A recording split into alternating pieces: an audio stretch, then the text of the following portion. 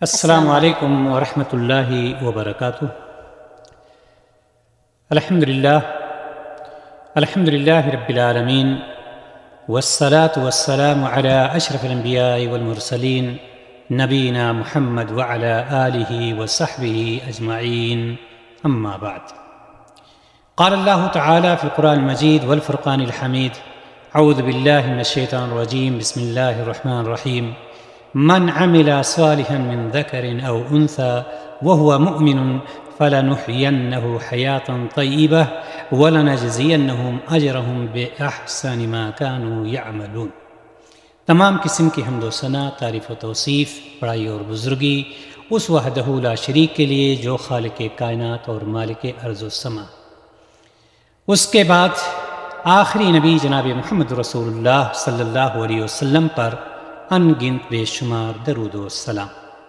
محترم حضرات و خواتین، اللہ تبارک و تعالیٰ نے ہمیں اور آپ کو یہ زندگی عطا فرمائی ہے، اور ہم میں سے ہر شخص، چاہے وہ مرد ہو یا عورت ہو، پڑھا لکھا ہو یا ان پڑھ ہو، کوئی بھی ہو، ہر ایک کی یہ خواہش ہوتی ہے، یہ تمنا ہوتی ہے کہ اس کی زندگی خوشحالی کی زندگی رہے، بڑی اطمینان والی زندگی رہے، بڑی سکون والی زندگی رہے۔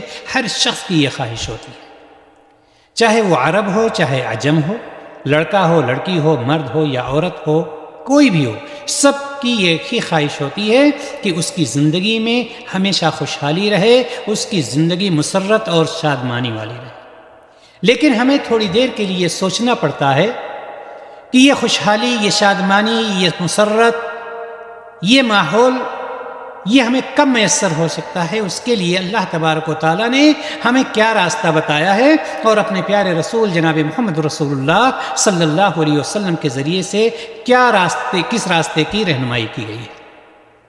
اللہ تبارک و تعالیٰ یہ سورۃ النحل کی آیت نمبر 97 جو میں نے ابھی آپ کے سامنے تلاوت کی ہے، اس میں ارشاد فرماتا ہے کہ جو شخص نیک عمل کرے، وہ چاہے مرد ہو یا عورت ہو، لیکن وہ ایمان والا ہو، اللہ تعالیٰ پر ایمان رکھتا ہو، تو اللہ تعالیٰ کہتا ہے ہم اسے یقیناً نہایت بہتر زندگی عطا کریں گے، اور ان کے نیک اعمال کا بہتر بدلہ بھی انہیں ضرور دیں گے۔ شرط کیا ہے؟ ایمان لانے کی۔ اگر کوئی مومن ہے، مومنہ ہے، تو اللہ تبارک و تعالیٰ نے ارشاد فرما دیا کہ ہم اسے بہتر زندگی عطا کریں۔ کیا ہے بہتر زندگی؟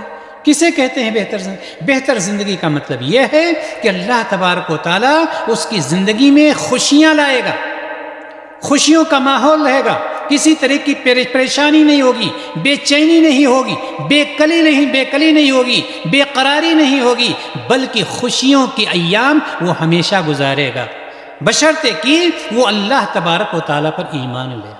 اللہ تعالیٰ پر ایمان لانے کا مطلب کیا ہے؟ کیا یہ صرف کہہ دینا کہ ہم اللہ تعالیٰ پر ایمان لانے والے؟ کیا صرف یہ کہہ دینا کہ ہم مومن ہیں؟ کیا یہ کہہ دینا کہ میرا نام عبداللہ اور عبد الرحمن ہے، رقیہ اور کلثوم ہے، اس سے اس کا مسئلہ حل ہو جائے گا؟ نہیں۔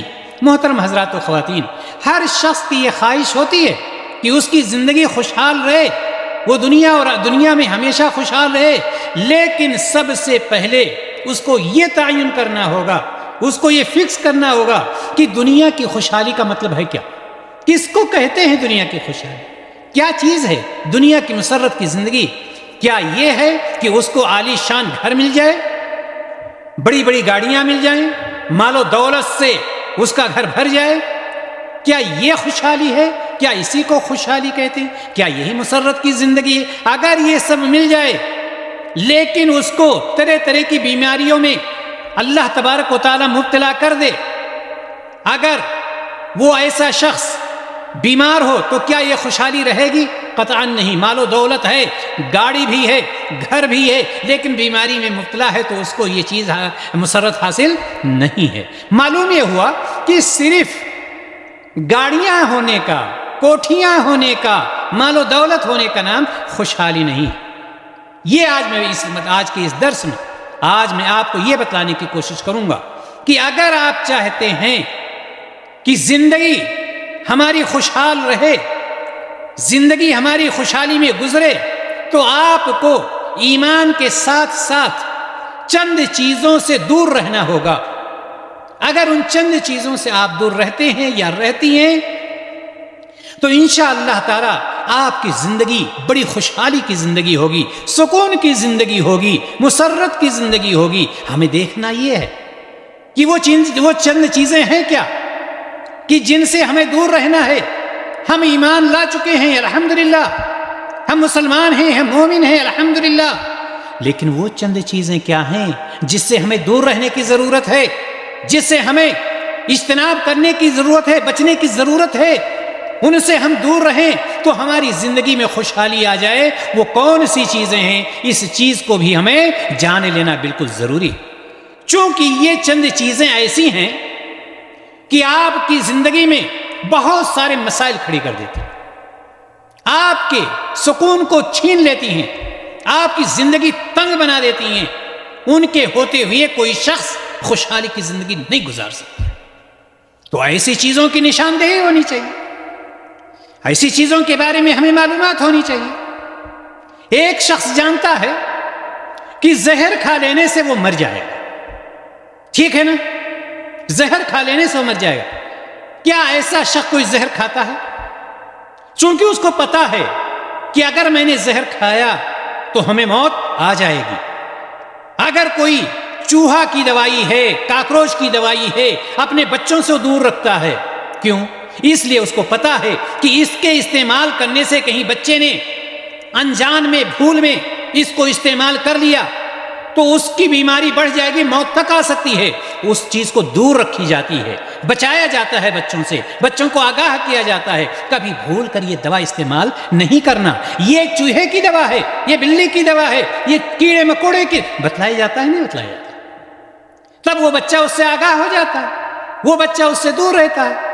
اگر بچے کے سامنے وہ دوا آ بھی جائے تو وہ فوراً کہتا ہے نہیں نہیں اس کو نہیں کھانا ہے، امی نے کہا ہے اس کے کھانے سے انسان مر جاتا ہے. اس کو پتا ہو گیا. کس نے بتلایا؟ آپ نے بتلایا، ہم نے بتلایا. اسی طرح سے ہمیں اپنے نفس کو بتلانا ہے کہ وہ کون سی چیزیں ہیں جن سے اگر ہم نہیں بچ پائے، جن میں اگر ہم مبتلا ہو گئے تو ہماری زندگی پریشانی کی زندگی، بے چینی کی زندگی، بے قراری کی زندگی گزرے گی اور ہم زندگی میں کبھی سکون نہیں پائیں گے. لہٰذا آئیے ہم دیکھتے ہیں ان چند چیزوں کو جن میں اگر کوئی شخص مبتلا ہو جاتا ہے تو اس کی زندگی پریشانی والی زندگی ہو جاتی ہے. سب سے پہلی چیز گناہوں میں پڑ جانا اور توبہ نہ کرنا. ایک شخص گناہ کر بیٹھتا ہے، چاہے وہ جان بوجھ کر کے کیا یا بھول چوک میں کیا، لیکن اب اس کی پریشانی کیا ہے؟ وہ توبہ نہیں کر رہا ہے، وہ اسی گناہ میں پڑا ہوا ہے. یہ بہت بڑی غلطی ہے. ایک شخص گناہ برابر کرتا جائے اور گناہوں سے توبہ نہ کرے. اس چیز سے ہمیں دور رہنا ہے، یعنی گناہ کرنے سے دور رہنا ہے. عام طور پر لوگوں کا کیا خیال ہوتا ہے کہ گناہگار جہنم میں جائے گا اگر اسی میں موت ہو گئی، اور نیکوکار جو ہے وہ جنت میں جائے گا. اس میں کوئی شک نہیں، اس میں کوئی شک نہیں. لیکن وہ گناہ کرنے والا یہ نہیں سوچتا ہے کہ آخرت میں تو اس کو جہنم میں جانا ہی ہے، جنت سے تو اس کی محرومی ہے ہی. دنیاوی زندگی میں اس کے اوپر اس کے کیا اثرات پڑیں گے؟ دنیاوی زندگی میں وہ خوشحال رہے گا یا نہیں؟ دنیاوی زندگی میں اس کو خوشیاں محسوس حاصل ہوں گی یا نہیں، وہ اس پر غور نہیں کرتا، جبکہ اس کے اثرات بہت ہی زیادہ برے ہوتے ہیں. اس چیز کو جو نظر انداز کر دیا جاتا ہے، یہ بہت ہی برا اس کا نتیجہ ہوتا ہے. چونکہ گناہوں کے ارتکاب سے، گناہوں کے کرنے سے بہت سارے نقصانات اس کو مل جاتے ہیں، بہت سارے نقصانات کا شکار ہو جاتا ہے. مسلسل گناہوں میں پڑے رہنے کے نتائج بہت ہی زیادہ برے ہوتے ہیں. لہٰذا ہمیں یہ سوچنا چاہیے کہ ہمیں گناہوں سے دور رہنا ہے. اگر بھول چوک میں کوئی غلطی ہو گئی تو ہمیں کیا کرنا چاہیے؟ فوراً ہمیں توبہ کر لینا چاہیے. انسان کی بدعمالیاں اس کی زندگی میں پریشانیاں اور تکلیفیں لے کر آتی ہیں. یاد رکھیے گا انسان جو بدعملی کرتا ہے، گناہ کرتا ہے، معاصی کرتا ہے، اللہ اور اس کے رسول کی نافرمانی کرتا ہے، اس کی زندگی میں پریشانیاں چار جانب سے، چاروں طرف سے آ جاتی ہیں اور وہ پھر سنبھل نہیں پاتا ہے، ہمیشہ اسی کا شکار رہتا ہے۔ اور لوگوں کے اجتماعی گناہوں کے نتیجے میں ہوتا کیا ہے؟ انتشار، افتراق، فساد، یہ ساری چیزیں آ جاتی ہیں۔ ایک گھر ہی میں لے لیجئے، ایک گھر میں اگر برائی ہونے لگے، دو بچے ہیں، میاں بیوی ہیں، ماں باپ ہیں، گناہ اس گھر میں ہو رہے ہیں، کوئی نہ کوئی دن ایسا آئے گا کہ آپس میں اختلاف پیدا ہو جائے گا، آپس میں ٹکراؤ ہو جائے گا۔ یہ کیوں ہوتا ہے؟ اس لیے کہ ایک شخص اس میں برابر گناہوں میں مبتلا ہے، گناہوں پر گناہ کرتا جا رہا ہے، تو اللہ تبارک و تعالی اس کے گھر میں ایسا ماحول پیدا کر دیتا ہے کہ اس گھر کا سکون، چین سب ختم۔ اب وہ کہتا ہے سب کچھ ہے، اللہ تعالیٰ نے شادی کرا دیا، اللہ تعالیٰ نے اولاد دے دیا، اللہ تعالیٰ نے مال و دولت بھی رکھا ہے، اللہ تعالیٰ نے گاڑی بھی دے دی ہے، اللہ تعالیٰ نے گھر بھی بنوا دیا، لیکن سکون نہیں مل رہا، بات سمجھ میں نہیں آتی، لگتا ہے کسی نے میرے اوپر کچھ کر دیا۔ وہ یہ نہیں سوچے گا کہ میں کون سا گناہ کر رہا ہوں، وہ یہ نہیں سوچ رہا، بلکہ وہ یہ سوچ رہا ہے کہ پڑوسی نے، فلاں نے ہمارے اوپر کچھ کر دیا ہے، لیکن اس حقیقت یہ نہیں ہوتی ہے۔ حقیقت یہ ہوتی ہے کہ وہ شخص برابر گناہوں میں مبتلا ہوتا ہے اور اللہ تبارک و تعالیٰ اس کو پریشانیوں میں ڈال دیتا ہے اور وہ پریشانیوں میں جوجھتا اور مبتلا رہتا ہے۔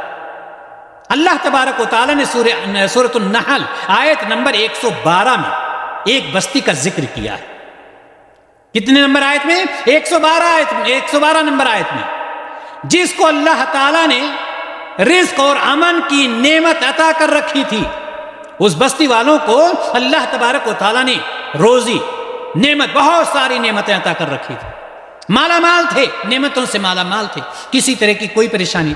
جب انہوں نے اللہ تعالیٰ کی نعمتوں کی ناشکری کی، اس بستی والوں نے جب اللہ تبارک و تعالیٰ کی نعمتوں کی ناشکری کی، اللہ تبارک و تعالیٰ سے منہ موڑ لیا، اللہ تبارک و تعالیٰ کی نافرمانی کرنے لگے، قرآن اور حدیث کے خلاف چلنے لگے، اللہ تعالیٰ کی ناشکری پر ناشکری کرنے لگے، تو اللہ تعالیٰ نے ان کو خوف اور بھوک میں مبتلا کر دیا۔ جاؤ، خوف کا مطلب ڈر، بھوک قحط سالی پڑ گئی، گھر میں کھانے کے لیے کچھ نہیں رہنے لگا۔ وہی لوگ جو نعمتوں سے مالا مال تھے، لیکن جب اللہ تبارک و تعالیٰ کی ناشکری پر آئے تو اللہ تبارک و تعالیٰ نے ان کو کیا کر دیا؟ خوف میں ڈال دی، خوف میں بٹھا دیا ان کے دلوں میں، اور ان کے اندر بھوک میں مبتلا کر دیا، یعنی ان کے پاس کچھ کھانے کے لیے رہنے ہی نہیں لگے۔ گویا کہ انسانوں کی ناشکری اور نافرمانی کی وجہ سے امن خوف میں اور رزق بھوک میں تبدیل ہو جاتا۔ اگر ایک شخص توبہ نہیں کرتا، گناہوں میں مبتلا رہتا، میں بتلانا یہ چاہ رہا تھا کہ چند چیزیں ایسی ہیں کہ جن سے دور رہنا چاہیے اگر ہمیں دنیاوی زندگی میں خوشحالی چاہتے ہیں۔ اس میں سے ایک یہ ہے کہ انسان گناہوں میں مبتلا نہ رہے، اگر کسی طرح سے کوئی غلطی ہو گئی تو فوراً توبہ کرے اور اللہ تبارک و تعالیٰ کی طرف رجوع کرے۔ لہٰذا گناہ کرنے سے دور رہیں، گناہ کرنے سے بچیں، اور اگر غلطی ہو جائے تو فوراً اللہ تبارک و تعالیٰ کی طرف رجوع کریں۔ تو پہلی چیز یہ ہے کہ گناہوں میں مبتلا نہ ہونا، گناہوں سے بچتے رہنا، گناہوں سے دور رہنا۔ اگر دنیا کی زندگی میں ہم خوشحالی چاہتے ہیں تو پہلی چیز یہ۔ نمبر 2، اللہ کے فیصلے اور تقدیر پر اظہار ناراضگی۔ کیا مطلب ہے اس کا؟ یعنی اگر کوئی شخص اللہ تبارک و تعالیٰ نے جو اس کی قسمت میں لکھا ہے وہ چیز اس کو مل رہی ہے، اب وہ اس میں خوش نہیں ہو رہا ہے، اس پر وہ اللہ تبارک و تعالیٰ کو کوسنا شروع کر دیتا ہے۔ اللہ تعالیٰ نے تو مجھے ہمیشہ پریشانی ہی کا شکار کر رکھا، میں نے پتہ نہیں کیا غلطی کر رکھا ہے، ہم یہ کر رہے تھے، ہم وہ کر رہے تھے، اللہ تبارک و تعالیٰ مجھ کو ہی آزمائش میں ڈال رہا ہے۔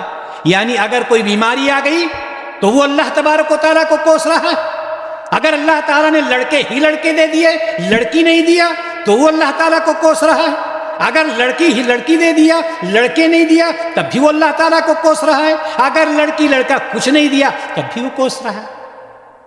یعنی اللہ تعالیٰ کی تقدیر پر راضی نہیں ہے. یہ بہت بڑا جرم ہے. اللہ تبارک و تعالیٰ کے ساتھ یہ بہت بڑا جرم ہے. لہذا یہ یاد رکھنا چاہیے کہ ہمیں اللہ تبارک و تعالیٰ نے جو ہماری تقدیر بنائی ہے اس پر ہمیں ہمیشہ رضامندی کے اظہار کرنا چاہیے.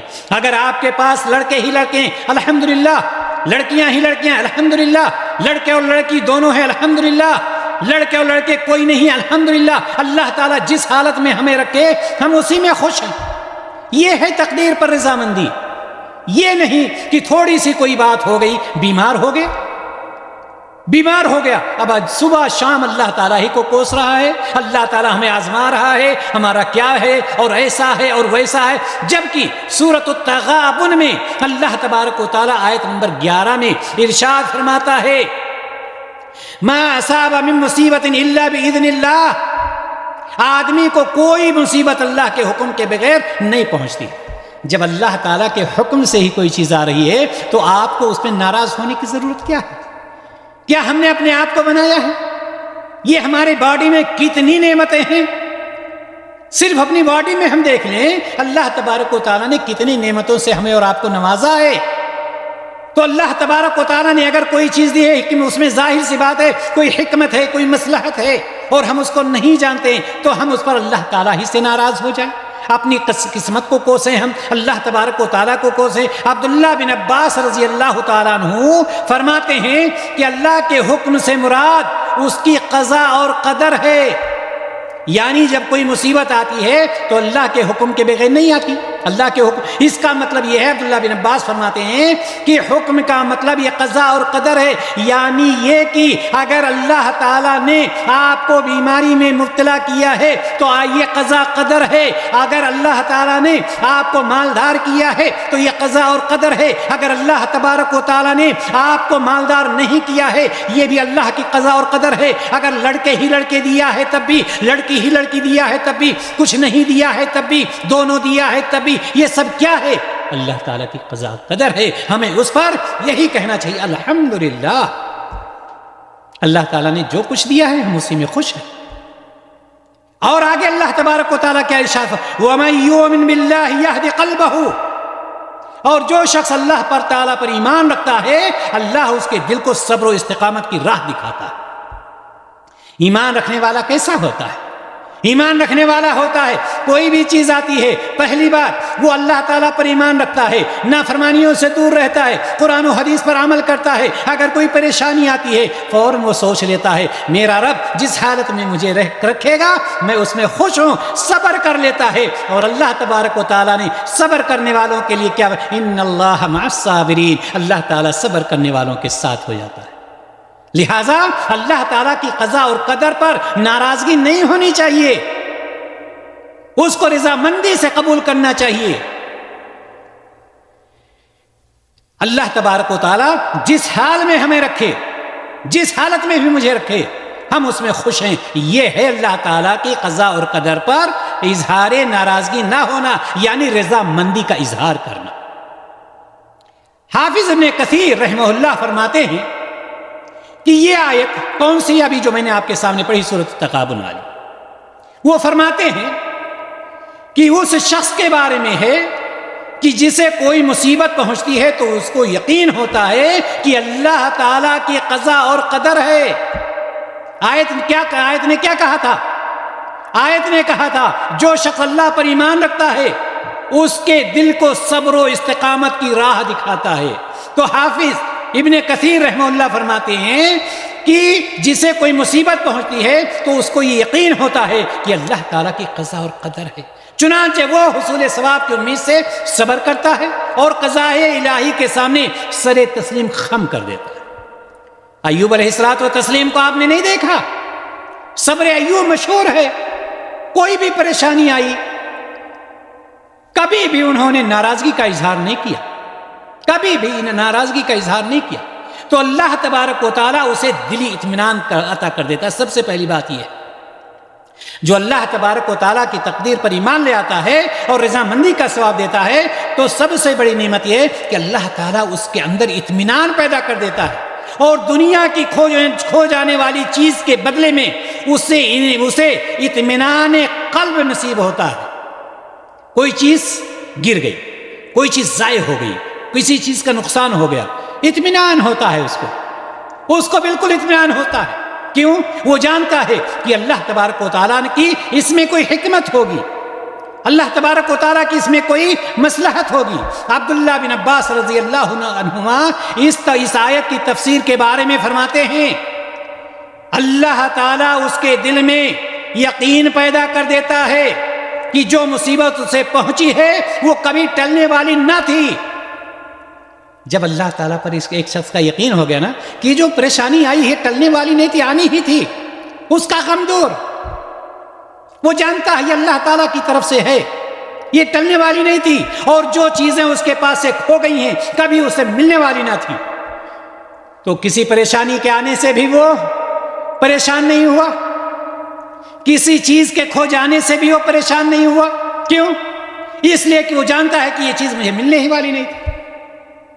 لہٰذا ہمیشہ اس چیز کا خیال رکھنا چاہیے انسان کو کہ اللہ تبارک و تعالیٰ کے فیصلے پر ہمیں رضامندی کا اظہار کرنا چاہیے۔ محترم حضرات و خواتین، لیکن جو بندہ صبر کا دامن چھوڑ دیتا ہے، چاہے وہ مرد ہو چاہے وہ عورت ہو، اللہ تعالیٰ کی تقدیر پر راضی نہیں ہوتا ہے اور جزا اور فضا کرتا ہے، اسے اللہ تبارک و تعالیٰ کیا کرتا ہے؟ اس کے نفس کے حوالے کر دیتا ہے۔ اس کی مثال یوں لے لیجیے، جیسے ایک شخص اپنے بیٹے کو برابر اسکول بھیجتا ہے، پڑھنے جاتا ہے، لیکن کچھ ہی دنوں میں اس کا رویہ بدل جاتا ہے۔ اب ماں باپ پریشان ہیں، پڑھ لو بیٹا، پڑھ لو بیٹا، پڑھ لو بیٹا، وہ کہتا ہے نہیں پڑھوں گا۔ اسکول بھیجتے ہیں، بازار چلا جاتا ہے، اسکول بھیجتے ہیں کہیں اور چلا جاتا ہے، اسکول میں جا کر ہنگامہ کرتا ہے۔ مطلب اس کا کیا ہوتا ہے؟ مطلب یہ ہوتا ہے کہ مجھے اسکول نہیں جانا ہے۔ اس کے بعد باپ کیا کہتا ہے؟ جا، میں تجھے آزاد کرتا ہوں، میں نے بہت کوشش کیا، تو نہیں پڑھنا چاہتا ہے، تو جان تیرا کام جانے۔ اللہ تبارک و تعالیٰ نے ساری چیزوں کے راستے ہمیں اور آپ کو بتلا دیے، لیکن انسان جب اسی پر عمل کرتا ہے، بدعملی پر اترا رہتا ہے، تو اللہ تبارک و تعالیٰ اسے اس کے نفس کے حوالے کر دیتا ہے، اور قیامت کے دن اس کا اچھا خاصا بدلہ دے گا، اس کو جہنم میں اٹھا کر کے ڈال دے گا۔ محترم حضرات و خواتین، کہنے کا مطلب یہ ہے کہ اللہ تبارک و تعالیٰ نے جو فیصلہ ہمارے لیے کیا ہے وہ غلط نہیں کیا۔ کیوں؟ اس لیے کہ اللہ تبارک و تعالیٰ ظالم نہیں ہے، اپنے بندوں کے ساتھ وہ ظلم نہیں کرتا ہے، اس لیے اس کا فیصلہ بہتر ہی ہوگا۔ جس طرح سے ماں باپ اپنی اولاد کے لیے غلط فیصلہ نہیں کرتے ہیں، غلط بد دعائیں ان کو نہیں دیتے ہیں، غلط راستہ نہیں دکھاتے ہیں، اللہ تبارک و تعالیٰ تو خالق کائنات ہے، مالک ارض و سما ہے، وہ غلط فیصلہ کیوں کرے گا؟ ہماری سمجھ میں فرق ہے، ہم سمجھ نہیں پاتے، لہٰذا اللہ کی تقدیر پر ہم ناراضگی کا اظہار نہ کریں۔ تو پہلی چیز میں آپ کو یہ بتلا رہا تھا کہ گناہ میں مبتلا نہ رہیں اگر زندگی میں خوشحالی چاہتے ہیں، اور دوسری چیز یہ ہے کہ اللہ تبارک و تعالیٰ کے فیصلے پر ناراضگی نہ ہو، بے اطمینانی نہ ہو، بلکہ ہمارے اندر رضامندی ہونی چاہیے کہ اللہ تبارک و تعالیٰ نے جس طرح سے بھی ہمیں رکھا ہے، جس طرح سے ہمیں رکھ رہا ہے، ہم اس میں راضی ہیں۔ اللہ تعالیٰ خوش تو سب کچھ خوش۔ تیسری بات، اگر ہم دنیا کی زندگی میں خوشحالی چاہتے ہیں، تیسری چیز یہ ہے کہ حسد سے بچیں۔ حسد سے بچیں اگر خوشحالی چاہتے ہیں۔ کچھ لوگ اپنی پوری زندگی دوسروں کے حسد میں ختم کر دیتے ہیں۔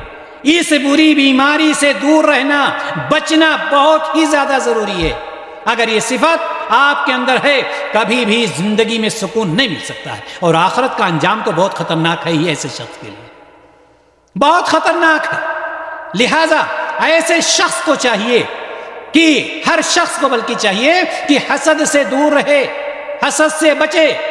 اور آج لوگوں کی اکثریت جن برائیوں کا شکار ہے، ان میں سب سے خطرناک بیماری حسد ہے، بغض ہے، چغلخوری ہے، یہ ساری چیزیں ہیں، انہی میں سے حسد ایک چیز ہے۔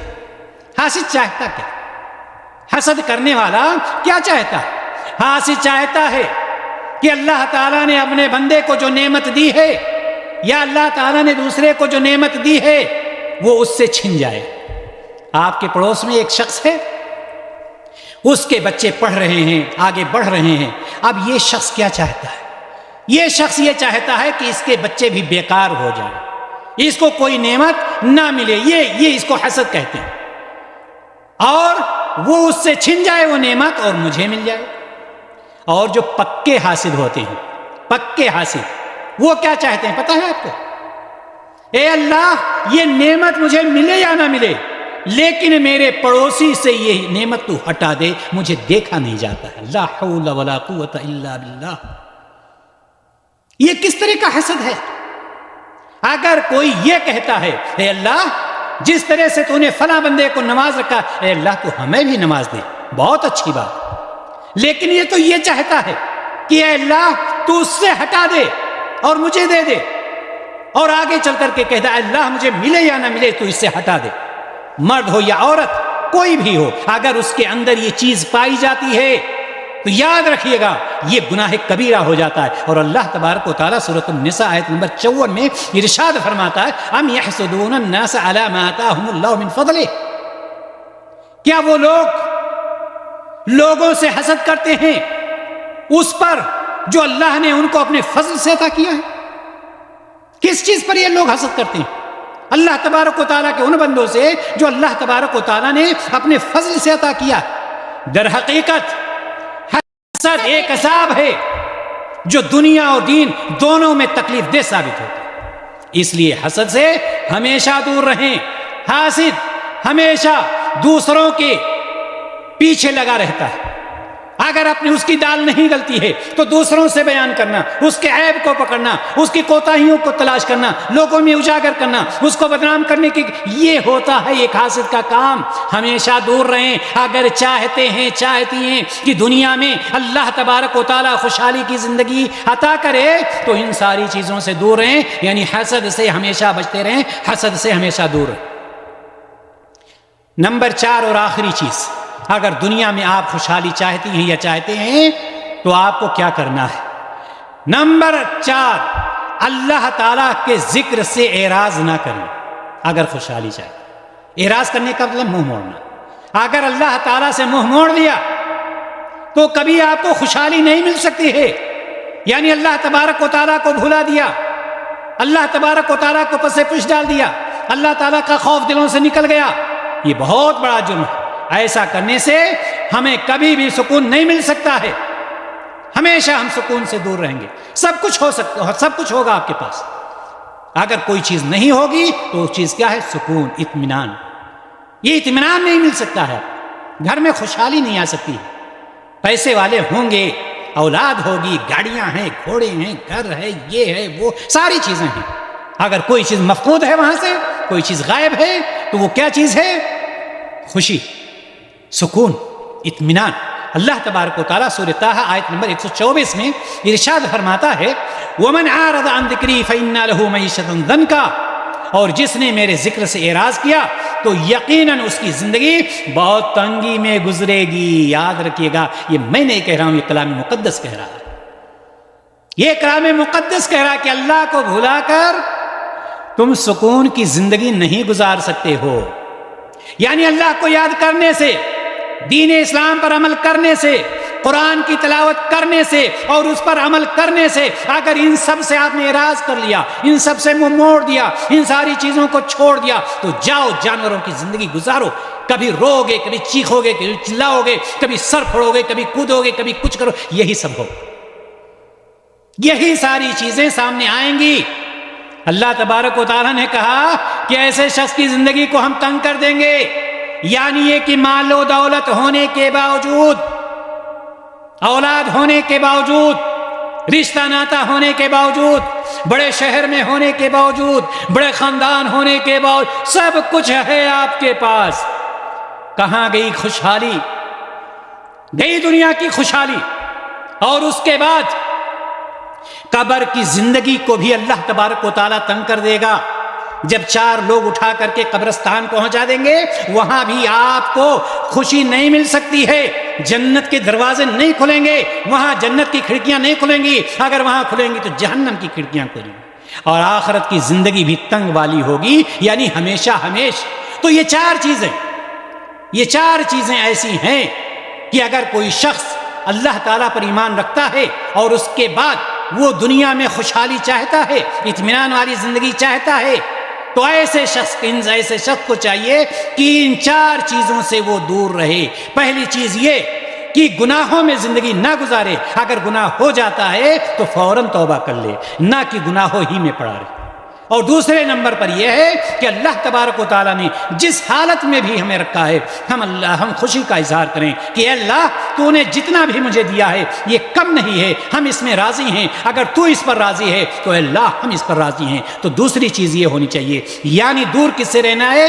اللہ تعالیٰ کے فیصلے پر ناراضگی سے، ناراضگی نہیں ہونی چاہیے۔ اور تیسری چیز یہ ہے کہ حسد سے دور رہیں، حسد اپنے دل میں نہ لائیں۔ اگر کسی بھائی کو اللہ تبارک و تعالیٰ نواز رہا ہے تو اس نے اللہ تعالیٰ نے آپ کے حصے کو ہٹا کر اس کو نہیں دے دیا ہے۔ اللہ تبارک و تعالیٰ خالق کائنات ہے، وہ جس کو چاہتا ہے عطا کرتا ہے، لہٰذا اس پر بھی ناراضگی نہیں ہونی چاہیے۔ اپنے دل میں حسد نہیں پیدا کرنا چاہیے، بغض اور کینہ اور کپٹ نہیں کرنا چاہیے۔ اور چوتھی اور آخری چیز یہ ہے کہ اللہ کے ذکر سے اعراض نہیں کرنا چاہیے، یعنی ہمیں چاہیے کہ ہمارے دل میں اللہ کا خوف ہو، ہمارے دل میں اسلام کی محبت ہو، اسلام نے جس طرح ہمیں زندگی گزارنے کا حکم دیا ہے اس طرح سے ہم زندگی گزاریں، جن چیزوں سے بچنے کا حکم دیا ہے ان چیزوں سے بچیں، جن چیزوں پر عمل کرنے کا حکم دیا ہے اس پر ہم عمل کریں، تو انشاءاللہ تعالی ہماری زندگی خوشگوار زندگی ہوگی، ہمارے گھر میں خوشی کا ماحول ہوگا، ہماری فیملی میں